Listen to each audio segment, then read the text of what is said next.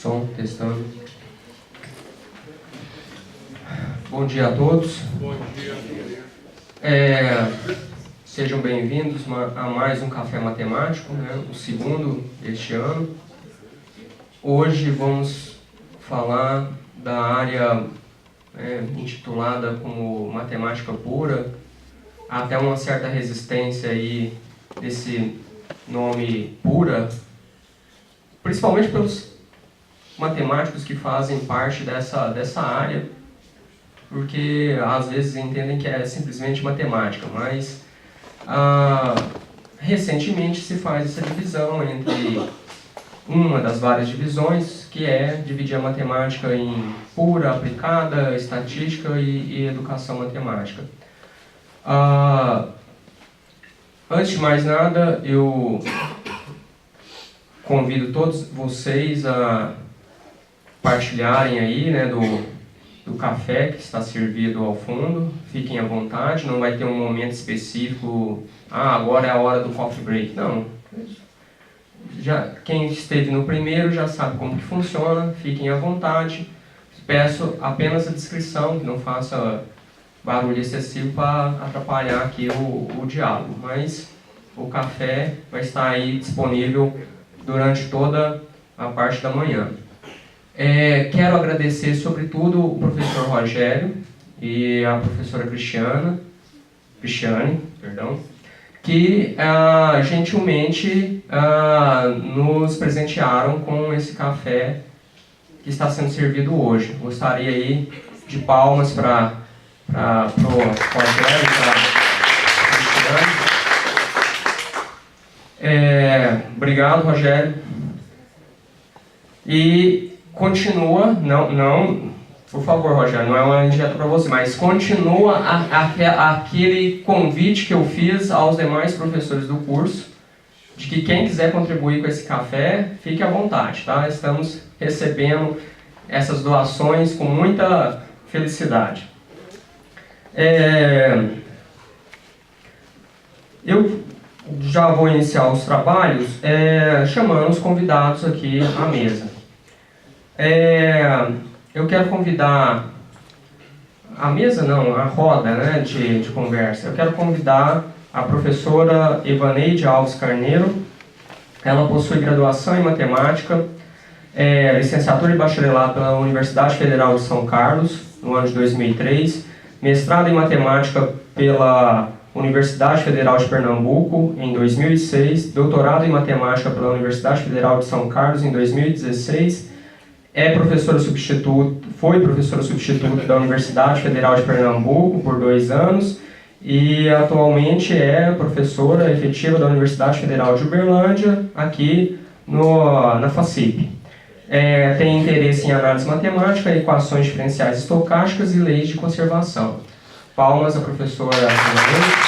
Muito obrigado, Evaneide, pela sua presença. Também chamo aqui a roda de conversa o professor Wallison da Silva Rosa, também conhecido como professor Wally. Possui graduação, licenciatura e bacharelado em matemática pela Universidade Federal de Viçosa, no ano de 2003, mestrado em matemática pela Universidade Federal de Pernambuco, em 2005, doutorado em matemática pela Universidade Federal de São Carlos, em 2015, atualmente professor aqui da Universidade Federal de Uberlândia, atuando na FACIP, desde o ano de 2006, e se dedica a projetos culturais e na área de matemática, o seu foco é em análise com ênfase em equações diferenciais. Palmas ao... E a ideia aqui é ir aperfeiçoando cada vez mais o café matemático, e dessa vez a gente resolveu trazer um discente à mesa, então eu vou chamar a roda de conversa, a discente Fernanda Alves Caixeta, graduanda em matemática aqui da FACIP, está em vias de se formar. Palmas a Fernanda. Bom, antes de começarmos propriamente os trabalhos, cabe aqui alguns esclarecimentos. A proposta do café matemático é não é discutir os problemas do curso de matemática da FACIP, mas sim discutir a matemática enquanto ciência, sobre um aspecto muito mais de conjecturas, da onde que a matemática partiu, para onde ela pretende ir, o que se está fazendo hoje em termos de matemática, quais são as áreas, né, quentes em matemática, quais são os problemas interessantes que são abordados hoje em matemática, e sem a preocupação, sobretudo, de que isso seja uma conversa técnica.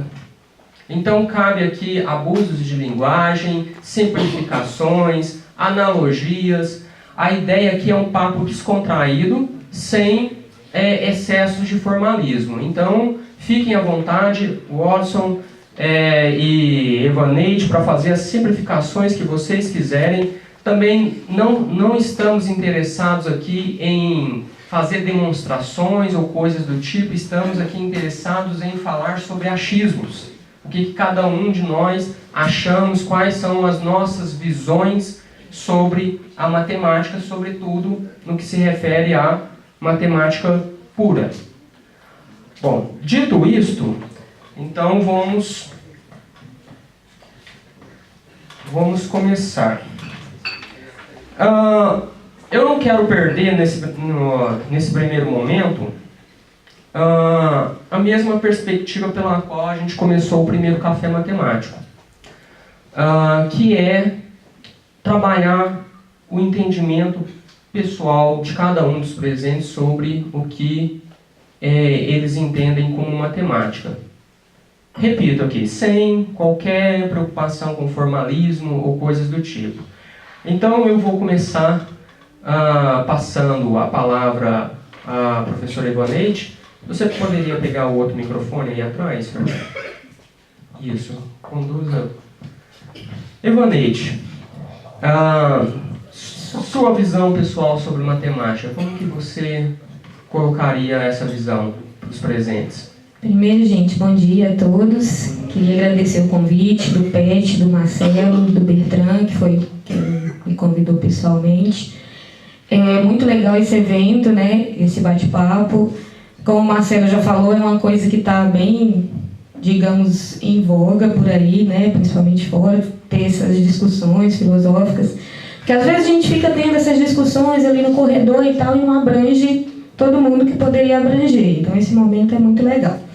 Bom, passando para a pergunta do Marcelo, eu trouxe até uma frase que depois eu vou projetar para vocês ali uns slides, e essa frase está lá.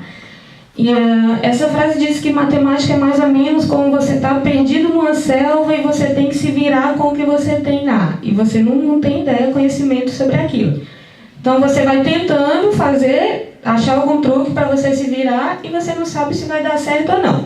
Particularmente para mim, minha experiência com o doutorado foi bem assim mesmo. Fui mexer num problema que o meu orientador não tinha domínio sobre o assunto e tudo mais.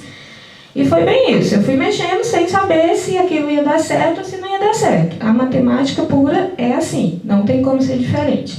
Tanto que o meu problema, eu fiquei 5 anos e meio mexendo nele para chegar em alguma resposta satisfatória. Então, para mim, a matemática pura é bem isso. É um parque de diversões também, mas você pode mexer em muita coisa sem que dê resultado nenhum. Então é isso, Marcelo. Ok, Eva, vamos então passar para o Alisson. Mesma linha, seu entendimento pessoal, né, suas percepções sobre o que vem a ser a matemática. Bom dia, pessoal. Obrigado pelo convite também. Obrigado, Marcelo, pelo convite. E obrigado a Rebeca, que foi quem me chamou pessoalmente, né? Acho que ela não está aqui. Ela está meio doente, e aí ela teve que melhor voltar. para a Rebeca.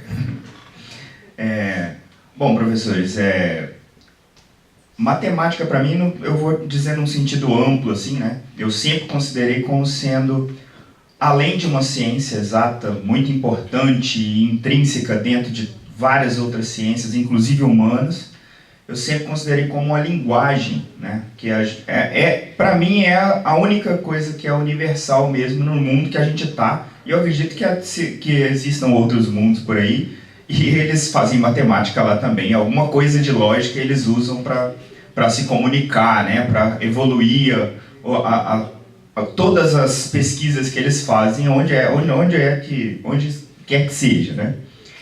Então, assim, eu acho interessante também o que a professora Eva falou, porque, também citando o filósofo Muricy Ramalho, né? Matemática também é trabalho, bastante trabalho.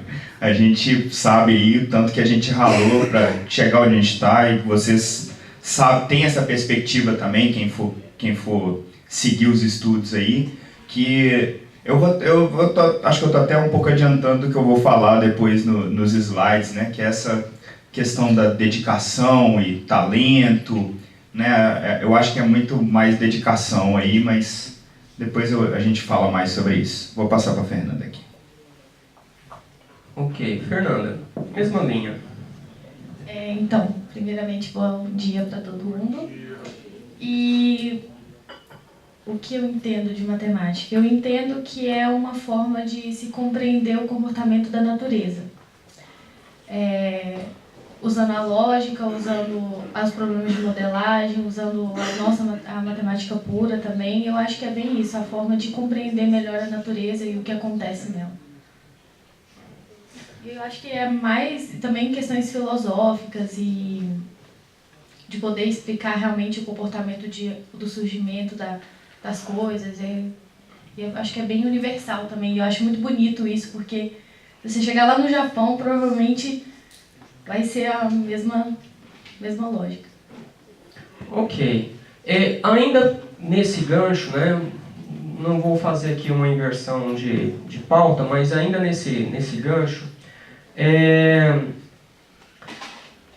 a mesma linha do que foi abordado com o Rogério e com a Cristiane. Há outras áreas da ciência, físicos, químicos, biólogos, que consideram que matemática não é ciência. Seria muito mais uma ferramenta, uma linguagem que auxilia elas, mas não se trataria de ciência, porque não fala propriamente dito de coisas presentes, né? Vamos dizer assim, no mundo físico. Vocês concordam com esse pensamento de alguns cientistas de outras áreas, que a matemática pode ser tudo menos ciência? Acho que é inveja. Ponto. Não, assim, é claro que num passado muito distante, se a gente for pensar toda a história da pesquisa, ou do que a gente vem a chamar ciência hoje, né? Na verdade, eu falo que é inveja, e tem fundamento também a minha fala, porque no passado ninguém era físico, biólogo, químico, todos eram chamados de filósofos, né? O filósofo era o cara o quê? Era o cara que pensava, o cara que queria descobrir as coisas, né? Depois, com o tempo, eu estou falando do tempo, é muito tempo, o que eu estou falando é no início da humanidade, lá, milhares de anos antes de Cristo, essas coisas, todo mundo era filósofo. A coisa começou a ficar dividida aí, século XVI, século XVII, XVIII, é que a coisa começa a ficar um pouco mais separada. Você mexe com isso, você faz isso, você só mexe com química, você só faz física, mas ninguém abandonou a matemática, né? Todo mundo continuou usando a matemática. E os matemáticos também não pararam de produzir matemática, né? Por mais que eles não veem as nossas aplicações atualmente, tem muitas coisas no século XX, por exemplo, que só evoluíram, principalmente a parte de computação, só evoluíram por causa de resultados de matemáticos, principalmente algebristas, lá do século XVIII, que faziam as coisas e os colegas físicos e químicos debochavam deles, porque eles não estavam fazendo ciência, né? Mas hoje a química e a física deles só desenvolve, né? Porque não é propriedade, ciência não é propriedade de ninguém. Então, a química e a física só se desenvolveu hoje e desenvolve graças muito a computadores, né? A softwares que rodam os programas que eles usam. Então, assim, é tudo uma roda, né? Que é um ciclo aí, as coisas dependem umas das outras. A gente não seria nada sem o cara que pensou sobre qualquer fenômeno natural ou físico, e eles não seriam também nada se a gente não tivesse defendido a ideia que matemática é uma ciência e desenvolvesse ela por si só. Então, é isso. Inveja. Ponto. Inclusive, a gente tinha um amigo físico que saía muito com a gente antes, e éramos nós, né? E ele sempre afirmava isso, que a matemática era só uma linguagem, não era ciência e tal. Só que ele sempre perdia a discussão, né? Porque estava ele sozinho e eu com o óleo. Então a gente sempre ganhava, matemática é ciência. Mas Marcela, essa é uma questão filosófica que, assim, para mim não me desperta o interesse. Não tenho grande interesse nisso. E quem quiser discutir se é ciência ou não é, que discuta, que tenha os seus argumentos. Para mim, essa não é uma questão filosófica que interessa se é matemática, é ciência ou não é ciência. Essa questão é colocada aqui, Eva, principalmente por dois aspectos. Porque a definição mais clássica que aparece na área de metodologia científica é que ciência é aquele ramo do conhecimento que, em primeira e em última análise, ele tem que ser baseado em observação e experimentação. O simples ato de pensar, nessa concepção filosófica, não permite você falar com propriedade ou descrever com propriedade qualquer objeto que você queira fazer uma análise ou uma descoberta sobre ele. E aí, nesse sentido, muitos colocam que a matemática é muito mais um exercício cognitivo do que, de fato, algo que baseia-se em observação e experimentação. Você acha que a matemática, principalmente a matemática pura, ela é desprovida de observação e experimentação? Quando a gente faz matemática, a gente não observa nada e nem faz experimentação? Muito pelo contrário, né? A gente faz muita experimentação quando eu fui, digamos, arrumar o meu escritório depois que eu defendi a minha tese de doutorado, o calhamaço de papel que eu tirei para botar para reciclar era um negócio desse tamanho, assim. Aquilo é observação e experimentação. Eu fui experimentando as técnicas e observando se aplicava aquele meu caso, se chegaria a algum resultado. Então, para mim, isso é observação e também, com certeza. O Oli quer complementar alguma coisa? Fernanda, tua visão sobre isso? Tem observação, experimentação? Você precisou fazer isso durante a sua curta vida acadêmica? Ou não? Essa tal de experimentação e observação não apareceu por enquanto na sua vida enquanto profissional da matemática? Então, com certeza sim. Assim, por enquanto eu só fiz um TCC, então eu não tenho muita experiência assim. Mas também eu tenho um calhamaço de folha para limpar lá no escritório, que é uma coisa absurda. Mas com certeza é observação sim, porque a gente vai vendo as referências e ligando as notações. Às vezes eu tive muita dificuldade com isso, porque às vezes com notação, entendeu? Às vezes você demora a entender, porque você demora a pegar a notação do autor. Então, com certeza observação sim. E eu acho que esse é do ponto de vista diferente. Então, os aplicados, observação e experimentação é outra coisa. Pra gente é na raça ali, o papel, a caneta e tentando rascunhar as coisas, e não dá certo, joga a folha fora, e joga tudo fora e pega de novo. Ok. Ainda vou insistir um pouco mais nessa linha, e aqui tem uma pergunta interessante que ontem, cadê o Jordi? O Jordi tá aí? Não, tá, eu ia pedir para levantar a mão.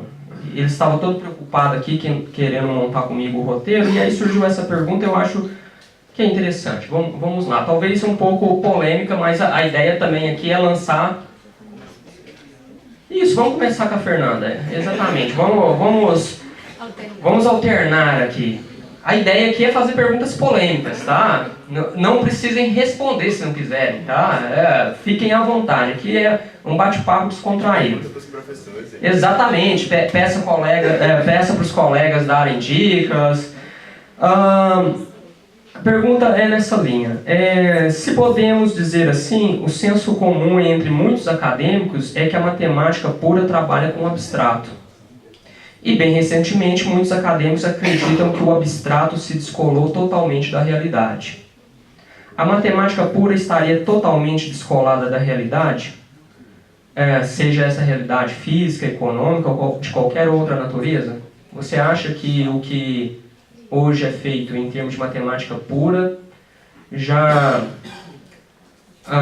chegou a um nível tão grande que ela está mais preocupada consigo própria, com as suas próprias estruturas e está esquecendo de ter alguma correlação com a realidade? Não, acho que não. Eu só acho que, igual eu falei, cada um trabalha com uma coisa. Então, tem os que trabalham para desenvolver o abstrato e aí tem os que aplicam, que se dedicam a aplicar. Então, eu acho que não.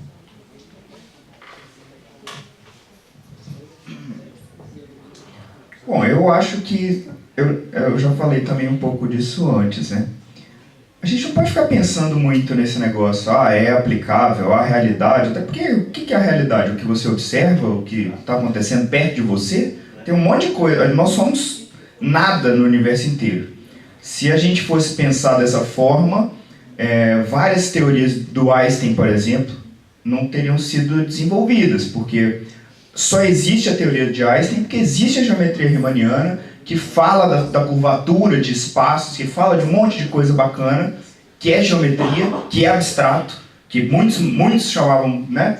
Para que você está fazendo essas contas? Na verdade, talvez ele fazia mais contas do que a geometria, ele também não visualizava as coisas, mas teve alguém depois, no futuro, que visualizou o que ele fez, e é a base de toda a física moderna que se vê hoje. Então, assim, eu acho bobagem a gente ficar focando nessa coisa, é aplicável na realidade? A gente é muito pequeno, a gente é muito pouco para julgar o que é a realidade aplicável, o que a gente, até onde a gente pode ir, né? Se a gente fosse pensar assim, a gente jamais evoluiria em vários aspectos, principalmente tecnologia e na física, né? Que eu citei o exemplo aí da física moderna, né? Eu sigo a mesma linha aqui do Wally e da Fernanda. Se alguém dissesse para afirmar lá no século XVI que os números primos iam ser usados em segurança de computadores, não fazia sentido nenhum. Mas mesmo assim, né, ele continuou questionando, fazendo algumas conjecturas e tudo mais. Então a gente não pode, eu particularmente acredito também que a gente não pode ficar pensando nessa aplicabilidade imediata. Porque a gente não sabe, a gente tem que desenvolver a teoria e talvez daqui a um tempo ela seja aplicável em alguma coisa. É claro, quando você está estudando um problema, você se pega pensando nisso, né? Depois de fazer 1 milhão de contas, você vai lá e tenta filosofar sobre o problema. Mas para que eu estou mexendo nisso? Que sentido faz isso? Mas assim, depois isso já passa, você já volta para as contas de novo, já passa. Então, no meu caso, né? Então eu acho que é bem essa linha mesmo, você tem que continuar desenvolvendo sem pensar se vai ser aplicável ou não, porque a gente é pequeno para saber nesse momento se isso vai ser aplicável ou não. Ótimo.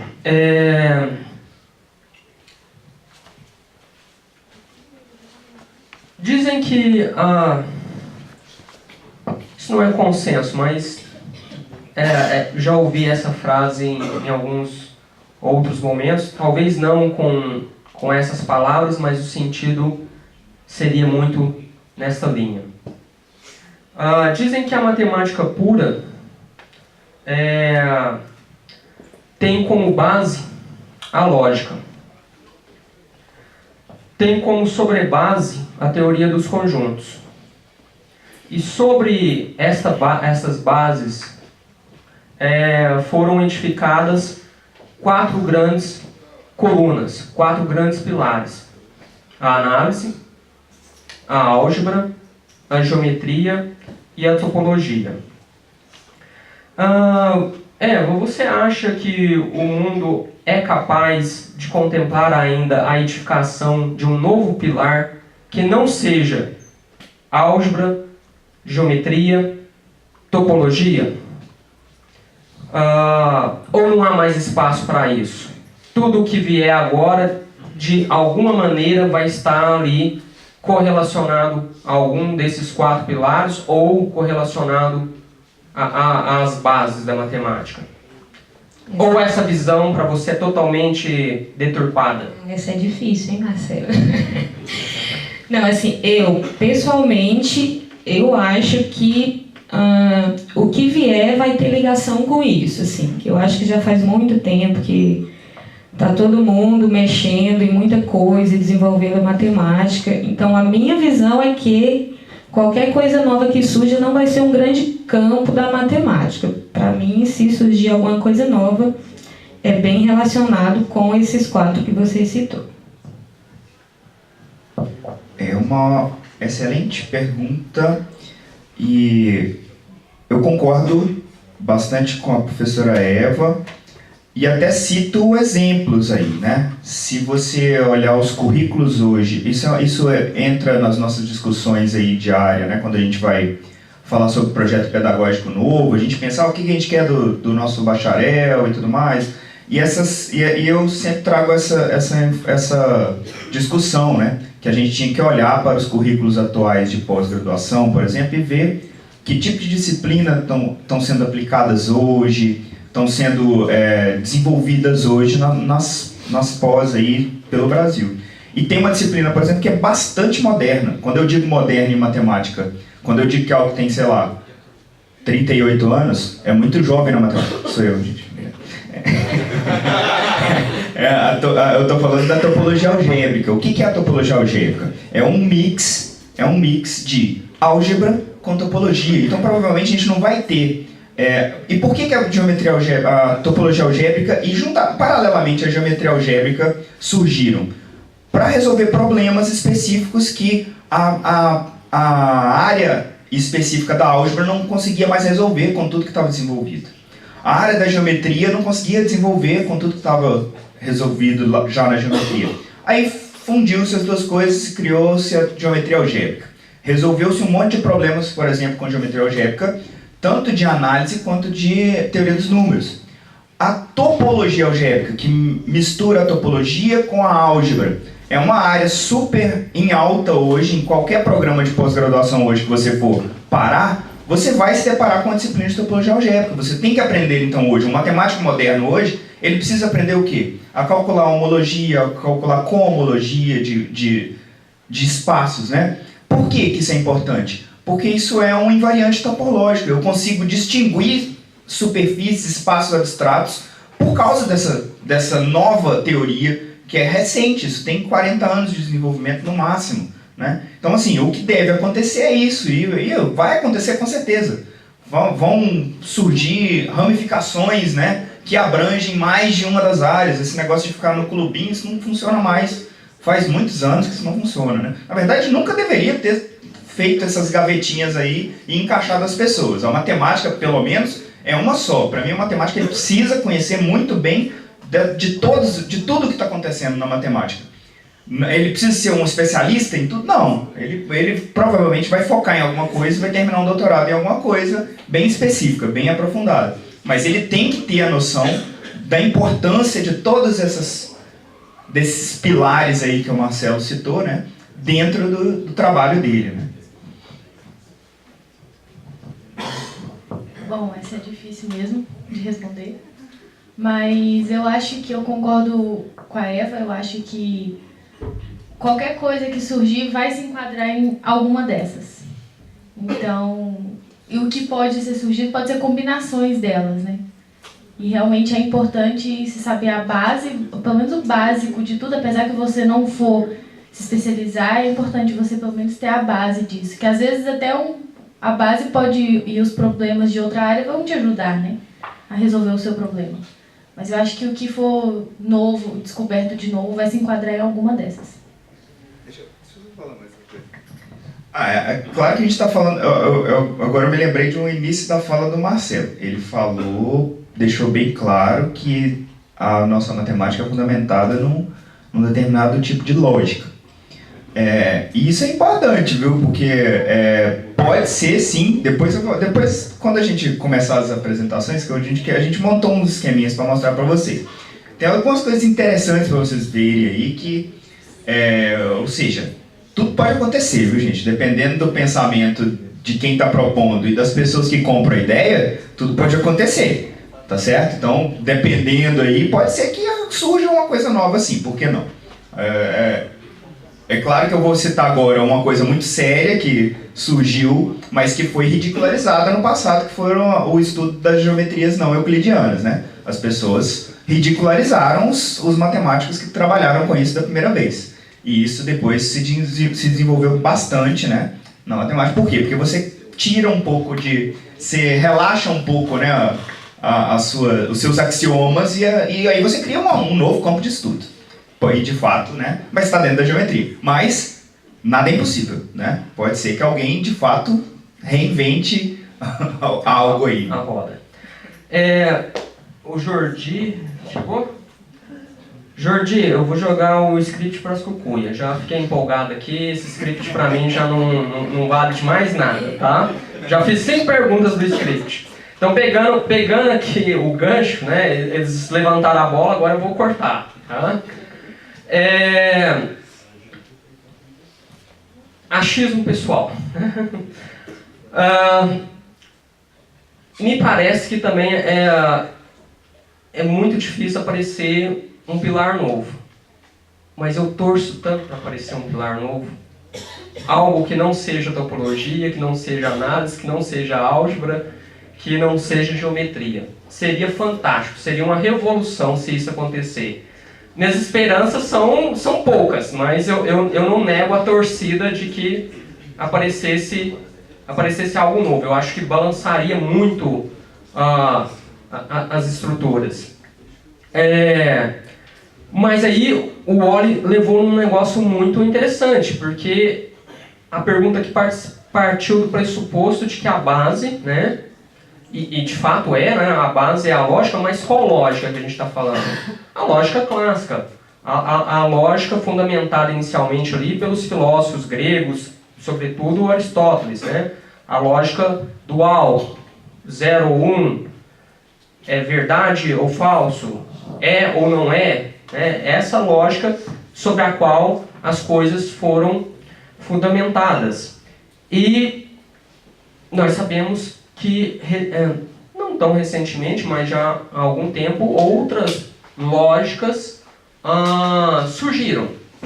A lógica fuzzy, só para citar um exemplo de outras estruturas lógicas. E essa lógica, enquanto campo, está bem desenvolvida. Porém, as consequências da utilização dessa lógica me parecem que ainda estão engateando. Por exemplo, como que seria construir uma análise sobre uma nova perspectiva lógica? Como que seria construir, sei lá, uma geometria sobre uma perspectiva de lógica fuzzy? O que vocês acham sobre isso? Será que isso é possível? Vai dar pano para manga? Traria alguma coisa, pelo menos do ponto de vista estrutural, interessante? Bom, é com vocês, fiquem à vontade, quem quiser puxar. Então, você falou da lógica fuzzy. Só para dar uma simplificada, né? A lógica que a gente conhece, a clássica, ela é baseada na veracidade ou não de uma sentença. A sentença só pode ter 2 valores lógicos, ou ela é verdadeira ou ela é falsa. A lógica fuzzy, ela trabalha como se fosse uma variável contínua, né? Entre 0, que é o falso, e 1, que é o verdadeiro. Então, uma sentença pode ser, digamos, 75% verdadeira. Vamos entender mais ou menos assim, né? Agora, isso complica muito, porque como é que você tira resultado dessa forma? Eu vou defender a minha tese de que essa equação proposta é 68% verdadeira. Vocês estão entendendo que isso buga a cabeça da gente que trabalha naturalmente com a lógica 0,1. Ela tem as suas aplicações, mas como um campo de desenvolvimento de uma nova teoria matemática inteira, né? Você teria que... 1 mais 1 é quase 2. Mas pode ser 2 também. Mas pode ser muito menos. Não é 2. Não, decida, né? Eu preciso de uma decisão. Para eu continuar a avançar nas minhas contas, eu preciso ter uma decisão concreta de quanto é, se essa sentença é verdadeira ou não. Né? Eu não posso ficar no meio do caminho. Então isso aí é um negócio a se pensar que, de fato, todo mundo todos nós aqui que estamos acostumados desde que nascemos com... Tá no DNA, né? Tá no DNA, seu a questão do verdadeiro ou falso aí, né? E você não vai conseguir mudar isso. Talvez se você criasse... Aí eu tô sendo bem viajado mesmo agora aqui. Cria-se uma escola desde pequeno com crianças que você vai ensinar para ele que 0,1 é errado. Tem a lógica... Aí talvez essa pessoa consiga... o Enigma de Casper House lá, o famoso filme do molequinho que é criado. Aí eu vou falar sobre isso agora, deixa pra ela. Pode explicar que você já assistiu o filme. Não, o Enigma de Casper House é um filme bastante interessante, assim, é porque a menina é engravida e os pais não podem saber, porque ela não é casada e tudo mais, e ela cria o menino numa caverna, assim. E então ele não tem contato com o mundo, ela só alimenta e tal. E aí um dia se descobre esse menino, eu acho que o avô, não me lembro muito bem, tenta educar o menino com educação formal e chama um professor de matemática. E ele faz aquele enigma, se você vê uma pessoa vir por um caminho, vir por outro, você faz uma pergunta para saber quem está mentindo, quem está falando a verdade. Isso é um enigma clássico. Qual pergunta você faria? Você tem que fazer uma pergunta lógica, de modo que você descubra, né, quem está mentindo, quem está falando a verdade. Aí ele vira, a pergunta que eu faria é se você é uma rã verde. Se o cara responder que é, ele está mentindo. Se ele responder que não é, ele está falando a verdade. Então, para ele, a lógica dele não tem essa lógica nossa, porque ele não foi criado assim. Mas outra história que eu queria contar é, quando eu cheguei na graduação, em 2000, bem recentemente assim, meu professor de Fundamentos de Matemática era uma figura, já um professor aposentado da UFSCar, chamado Brasil Terra Leme. E ele estava muito, o Alisson lembra, né, Alisson? Ele estava muito empolgado com lógica fuzzy, estudando e tudo mais. E aí, para você ter uma ideia do quanto isso é difícil para a gente, nas nossas provas, ele não escrevia nota exata. Ele escrevia, sua nota está entre 5 e 7. Aí depois, sua nota está entre 2 e 4. E no final, ele fazia uma média que dava o número exato, 7,5, por exemplo. Aí a gente ficava sem entender, porque tinha lá um número entre um e outro, depois maior é igual que um, menor é igual que outro, e no final dava uma média. Então, realmente, para a gente, essa lógica fuzzy não é natural, mas... eu vou na linha do Marcelo, eu torço para que desenvolva assim e que sirva de base para uma teoria e tudo mais. Essa sua última história é interessante, né? Imagina você chegar para uma aluna, sua nota está entre 0 e 100, né? Nem dormem, né, à noite, né? Não, você põe maior ou igual a 0. Bom, Fernanda, e aí? Então, eu acho que igual o professor Wally falou, do exemplo da geometria não euclidiana, continua sendo geometria, né? Então, às vezes, se for para o embasamento de outra lógica, não seria, por exemplo, a análise na perspectiva de outra lógica, não continuaria sendo análise?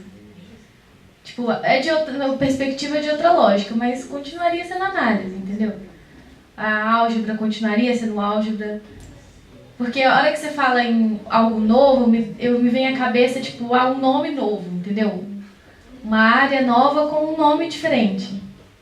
Não sei, me vem à cabeça isso. Não, faz um sentido isso que você está falando, que a gente pode, talvez mesmo sobre uma outra lógica, chegar à conclusão de que a gente chama isso de invariância, que a análise vai ser invariante pela qualquer lógica que você utilize. Eu acho que isso é pouco provável. Eu acho que se você tentasse desenvolver algum fundamento de diferenciabilidade, de noção de limite, de continuidade, etc. e tal, sob uma nova perspectiva lógica, você estaria fundando uma nova análise, que seria diferente da análise clássica.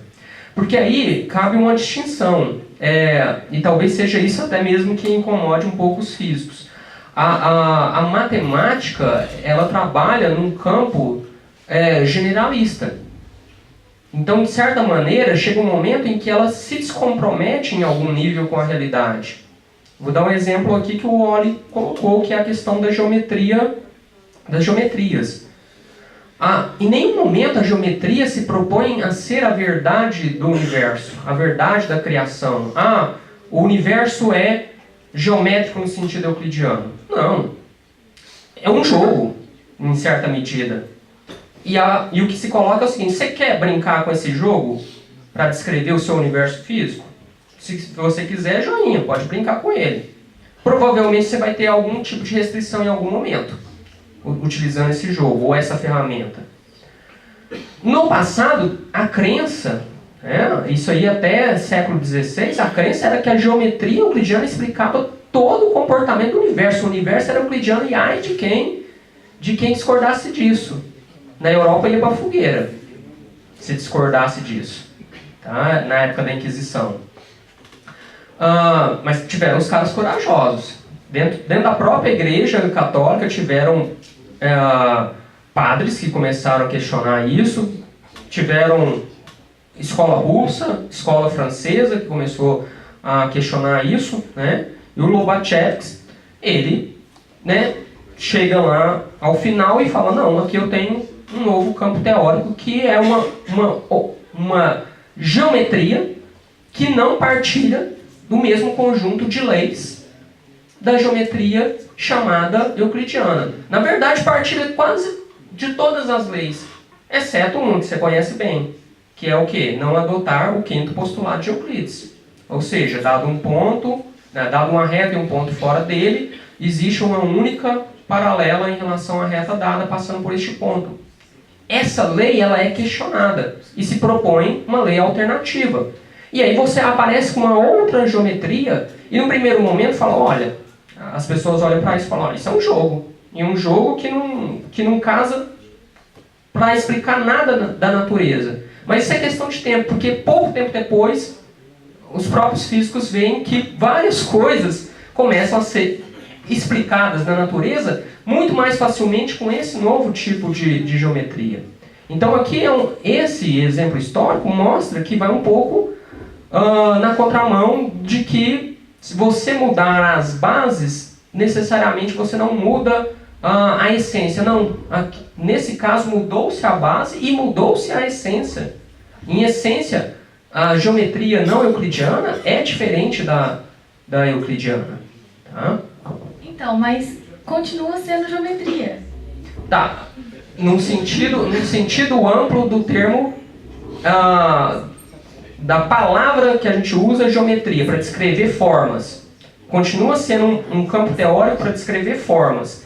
Mas enquanto conjunto teórico, e aí a gente fala de teoria, axiomas, proposições, as demonstrações, são antagônicos. Tá? A adoção do quinto, da negação do quinto postulado de Euclides para a geometria euclidiana é uma contradição dentro do campo da geometria euclidiana. Tá? Mas enfim, não discordo também que podemos chegar, né, na produção de uma análise baseada em um outro tipo de lógica que é invariante, continua explicando as mesmas coisas, coincide com a mesma análise que se tem.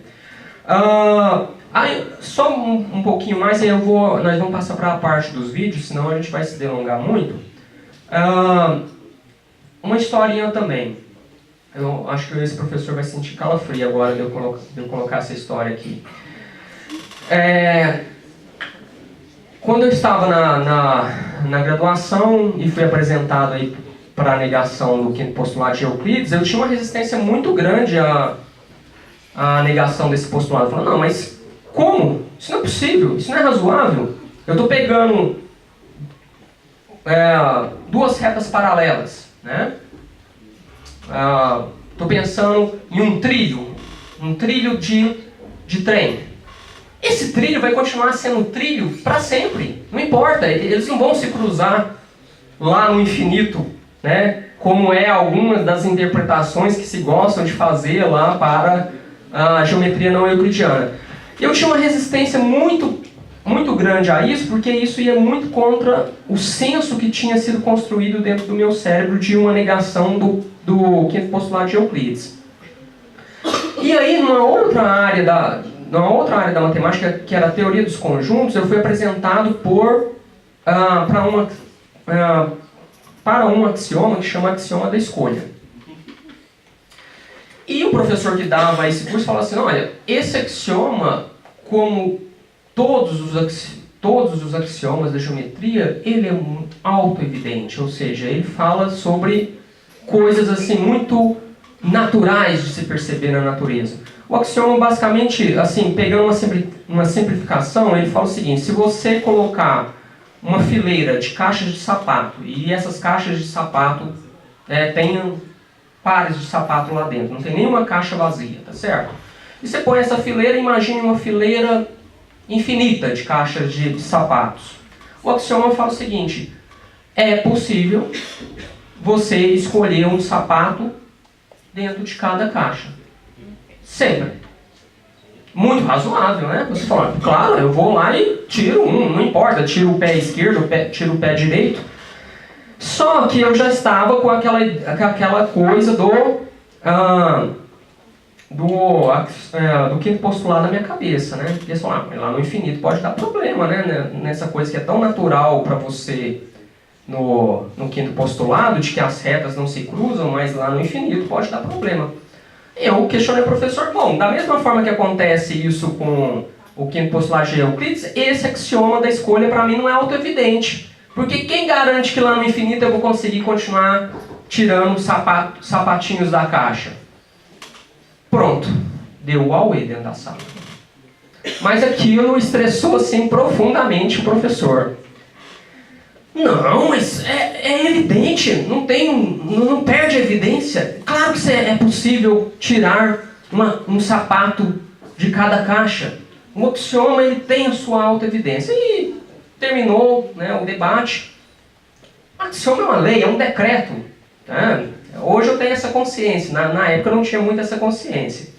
Mas o fato é o seguinte, mais tarde eu fui entender por que isso incomodava. É porque o professor ele é da área de análise funcional.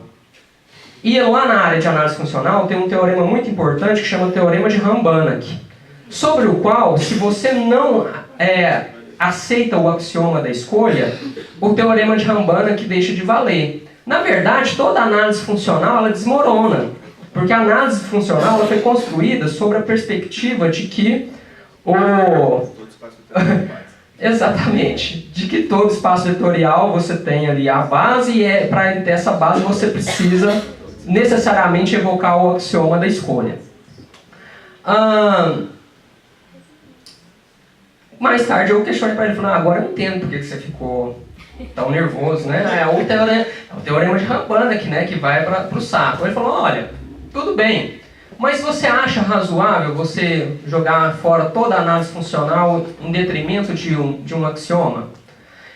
Então, nessa linha que eu pus essa história, eu quero questionar isso para vocês. Vocês acham que às vezes vale a pena fazer como o Nikolai Lobachevsky e questionar alguns dos axiomas que fundamentam as nossas bases matemáticas? Não nossa base, porque a nossa base é a lógica, mas a sobrebase que é a teoria dos conjuntos. Vale a pena isso? Ou é uma briga que não vale a pena comprar dentro da academia? Eu acho que questionamento é bom. E acho que isso, Marcelo, essa história é a sua cara de questionar. É ótimo ter um aluno assim e tudo mais. Eu acho que questionamento é sempre bom. Eu acho que o que acontece é que depois você se convence, como esse exemplo que ele te deu, né? A análise funcional está aí posta, usada para muitos problemas e tudo mais. E aí, por causa de um axioma, você vai ser, digamos, tão ranzinza a ponto de questionar esse axioma, né, para uma teoria tão bonita, deixar de valer ou ter que procurar outro recurso para que seja provado. Então, acho que questionamento é bom, mas tem também lá, né, os seus limites, digamos. Perfeito. Mas, na verdade, eu acabei me lembrando, já tem esse... Porque o axioma você aceita ou não, né? Mas já tem uma teoria analítica que não trabalha com o axioma da escolha. Então, assim, eu não sei, eu nunca estudei isso a fundo, nem a raso, nem nada.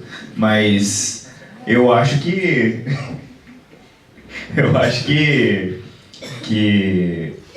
existe esse desenvolvimento aí. Eu não sei como é que eles fazem, né, para resolver uma EDP, por exemplo, num espaço abstrato. Como é que eles... Não faço a menor ideia. Como se trabalha com as coisas lá, né? Distribuições, por exemplo, como é que é feito, né, sem o axioma da escolha, sem a análise funcional clássica, né? Como é? Não sei, não faço ideia. Mas já existe quem trabalha com isso, sim, já. Fernanda, fica à vontade, se não quiser responder. Eu acho que aqui a gente foi já para um negócio assim, muito técnico, mas eu vou voltar, vou pôr os pés no chão daqui a pouco, tá? Não, Mas... então, eu ia falar o que o Oli falou, não admitir o axioma da escolha não necessariamente implica que a análise funcional não vale, né? Então... Perfeito. Você pode admitir, é igual... É igual a geometria, ou você escolhe geometria euclidiana ou você escolhe geometria não euclidiana, só isso. Não implica a não veracidade, não admissão, né, do axioma, não implica em desconstruir a teoria. Mas eu acho válido, sim, questionamentos. E só voltando um pouco naquela questão do análise lá, não é que eu acho que a análise seria invariante, por exemplo. Se você partir de outra lógica, você teria outra análise que pode não ter nada a ver com a análise clássica, mas que seria considerada análise. Só o nome mesmo. Na verdade, acho que eu entendi certo. A gente ampliaria o conceito de análise, assim como ampliou o conceito de geometria. Porque o geometria não euclidiana não cabia dentro do conceito de geometria, então ampliou-se o conceito de geometria. Talvez fosse o equivalente. Ainda só esse momento é interessante porque os alunos ficam sabendo de coisas que não necessariamente são abordadas em sala de aula, mas tem uma outra conjectura ou uma hipótese ou até mesmo uma lei que chama hipótese contínua. Basicamente seria o quê? Quem fizer a análise vai saber que a gente tem aí pelo menos dois tipos de infinito, né? Um infinito enumerável, que seria aquele compatível com os números naturais, e não é muito difícil você ver que você tem um outro tipo de infinito, que é um infinito compatível com os dos números reais, tá certo?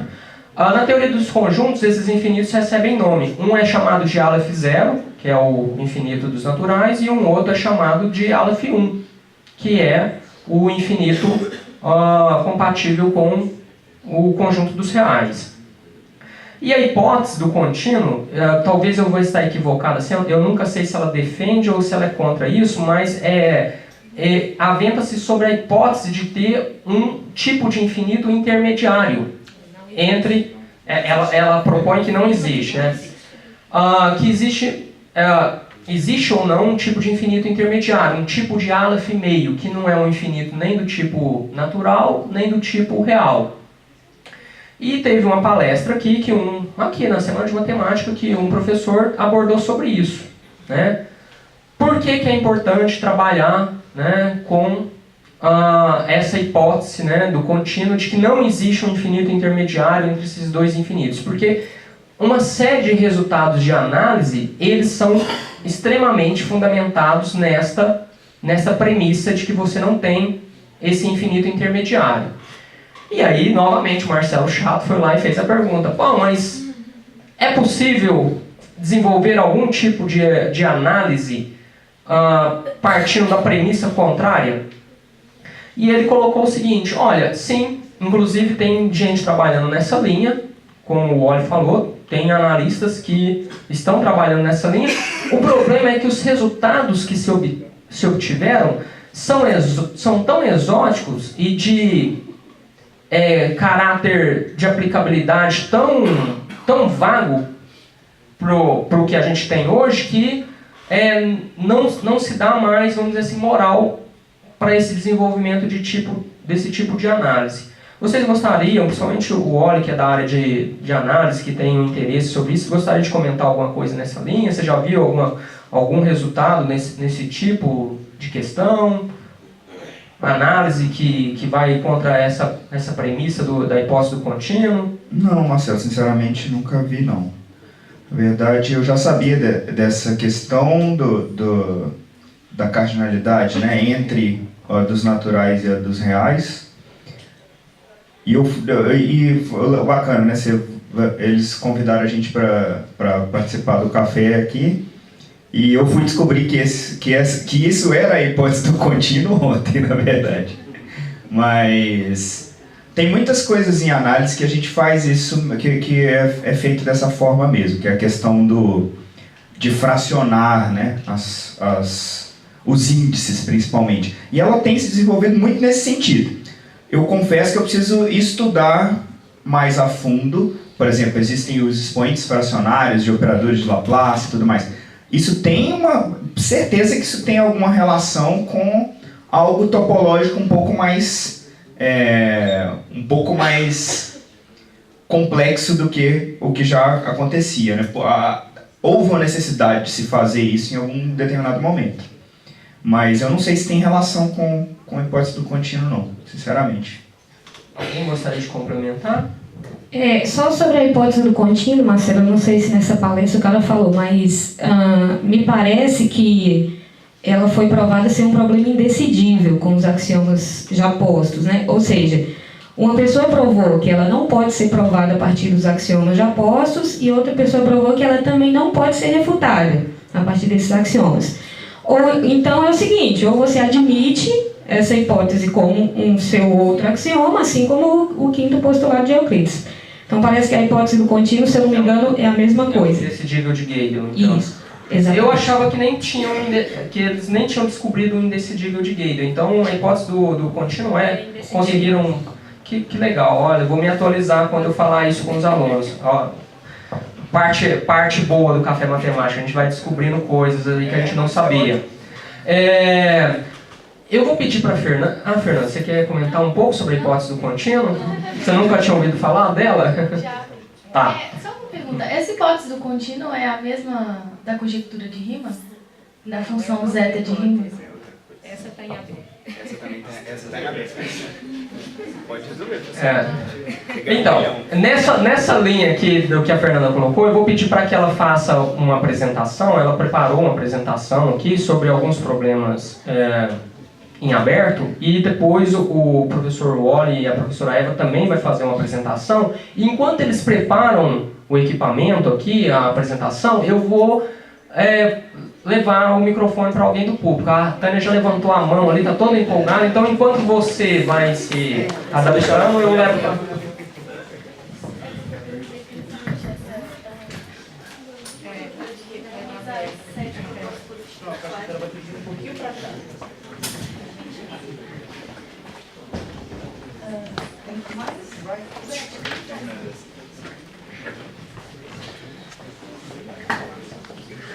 Bom, Marcelo, assim, eu não entendo muito também da hipótese do contínuo, eu só ouvi falar, né? Aí você colocou que seria um Aleph meio. Eu só queria perguntar se não seria o caso aí de se considerar um Aleph fuse, então, né? Onde os zeros seriam os naturais e um seria o Aleph dos reais. É porque os caras são... vamos dizer assim, eles não querem ser ambiciosos demais, eles querem achar pelo menos um no meio, depois eles provarem que tem vários outros, e que é contínuo, tá? Mas o problema é que nenhum ali intermediário eles acharam até o momento. E nem vão achar, porque como a Eva falou, é indecidido.